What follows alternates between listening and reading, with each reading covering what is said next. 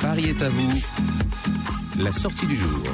Olivier Giraud, bonjour. Bonjour. Humoriste au théâtre des nouveautés pour son one-man show 100% English, 100% anglais. How to become Parisian in 1 hour. J'ai un peu trop mis l'accent par rapport à vous sur scène. C'est parfait. Très bel accent. Déjà vu par 300 000 spectateurs. Ça fait combien de temps que vous êtes sur scène? Ça a fait 5 ans au mois de mai. 5 ans au mois de mai. Et ça continue? Ça continue encore en minimum 2 ans. Donc voilà. Mais parce que ça marche? Ça marche très bien. Et de mieux en mieux. Il y a un très bon bouche à oreille avec les Français, donc ce qui est vraiment important. Comme quoi, on a finalement, on sait se moquer de nous-mêmes finalement. Ça. On sait, ouais. Et puis on parle anglais aussi. Et les gens sont très étonnés de comprendre le spectacle. Parce que rappelez le principe. On va écouter un petit extrait dans un instant, mais rappelez le principe. Tout est en anglais. 100% en anglais, avec un anglais accessible. Donc il faut bien sûr quelques bases, mais on en a tous. On a quand même tous fait au moins 5 ans d'anglais, avec un accent français qui est le mien. Voilà, et les gens comprennent très bien. Donc et l'idée, c'est de se moquer un peu des Parisiens. C'est ça. Et aider rigoler des Parisiens, et aussi aider les expatriés, les touristes à vivre à Paris. À vivre sereinement à Paris. Ouais. Allez, petit extrait. Allez! Lesson number 1, how to become Parisian in a shop. So before shopping, you will need to know how to dress like Parisians. So it's very easy. Girls and guys dress the same. So it's always black top. If you're a little bit crazy, you can put some gray. Okay, like you. Where are you from? Paris. Yeah. Then it's black pants or dark blue jeans. If you see a girl with a skirt, she must be expat. And if you see a girl with a mini skirt, she's from England. Olivier Giraud, en tout cas, on entend l'état d'esprit, on voit que ça rigole bien. Est-ce qu'il a évolué votre spectacle au fil des ans? Parce qu'effectivement, les Parisiens sont toujours un peu les mêmes, auront toujours les mêmes travers, seront toujours aussi peu accueillants dans les boutiques. Mais tout de même, est-ce qu'il y a des choses qui ont évolué? Ouais, ça a vraiment évolué, parce qu'à la base, j'étais pas du tout humoriste. Donc voilà, j'ai créé un spectacle et j'étais vraiment stressé par rapport au trou de mémoire, tout ça. Donc j'étais pas très bien au début, et puis j'ai pris confiance en moi et j'improvise beaucoup, et quand ça marche très bien, je l'inclus dans le texte, donc ça évolue sans arrêt.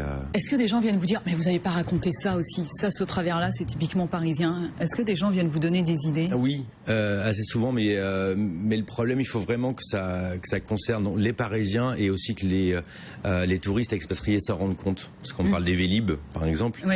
C'est vrai qu'il y a beaucoup de problèmes. Il faut vraiment être parisien, 100% parisien, pour connaître le Vélib. Donc, mais petit à petit, on voit de plus en plus d'étrangers, de touristes étrangers qui s'accaparent le Vélib. Je pense que bientôt, l'année prochaine, vous pourrez l'intégrer. En tout cas, vous disiez votre parcours, Olivier Giraud, au départ, vous n'êtes pas humoriste. Enfin, vous auriez aimé l'être dès le départ. Les parents ont dit non, mon fils fait des études d'abord. Ouais. Et donc, école de restauration en France, concours de sommellerie que vous remportez haut la main, maître d'hôtel dans un palace en Floride pendant 5 ans.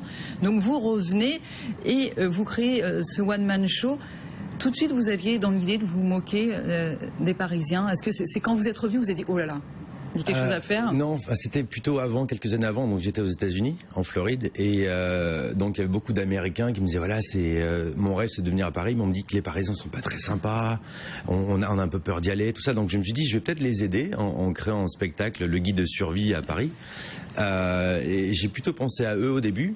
Et ce qui est marrant, c'est qu'en fait, il y a pas trop de touristes dans le théâtre, et il y a beaucoup de Français, provinciaux, parisiens et expatriés. Donc c'est plutôt des gens qui vivent à Paris qui viennent voir le spectacle. Vous avez tourné à Londres? Oui. Aux États-Unis aussi? J'ai fait une scène ouverte il y a quelques années, il y a peut-être 5-6 ans aux États-Unis. Là, je joue 2 fois par mois ou 1 fois par mois à Londres. Ah oui, c'est ça. Donc ça marche aussi de l'autre côté. Là, c'est au théâtre des Nouveautés, c'est Faubourg Boulevard Poissonnière, dans le 9e arrondissement de Paris. Je voudrais terminer quand même par dire qu'au départ, peu de monde y croyait à votre spectacle, vous avez dû vous faire vous-même votre producteur. C'est ça. Ça a été vraiment dur parce qu'on m'a dit voilà, tu es français, tu veux jouer en France et tu veux le jouer en anglais. Donc enfin, on est en France, donc si on parle français, donc j'ai vraiment failli arrêter. Je me dis voilà, c'est quelle idée stupide. Et donc du coup j'ai monté ma boîte, ça n'a pas été simple du tout. French Arrogance. C'est ça, ouais, en dédicace à toutes ces personnes qui y croyaient pas. Et donc voilà, j'ai dû m'improviser producteur de spectacle et j'ai appris tous les jours voilà plein de choses. Mais bien, vous en avez appris aujourd'hui, toutes les retombées sont pour vous. Ouais, ça c'est génial, ça c'est vraiment. Et maintenant on vient frapper à votre porte en disant attends, on peut peut-être travailler ensemble. C'est arrivé il y a quelques années, mais j'étais tellement direct avec eux que voilà, plus personne ne vient et c'est parfait comme ça. Et comme ça, ça roule et vous continuez encore ton côté à des nouveautés. C'est à quelle heure? C'est le vendredi, samedi à 19h, dimanche à 18h et le lundi à 20h. Et tout l'été, c'est du mercredi au samedi à 20h30. Voilà, pour une petite salle climatisée quand il fait chaud. Olivier Giraud, merci beaucoup à vous.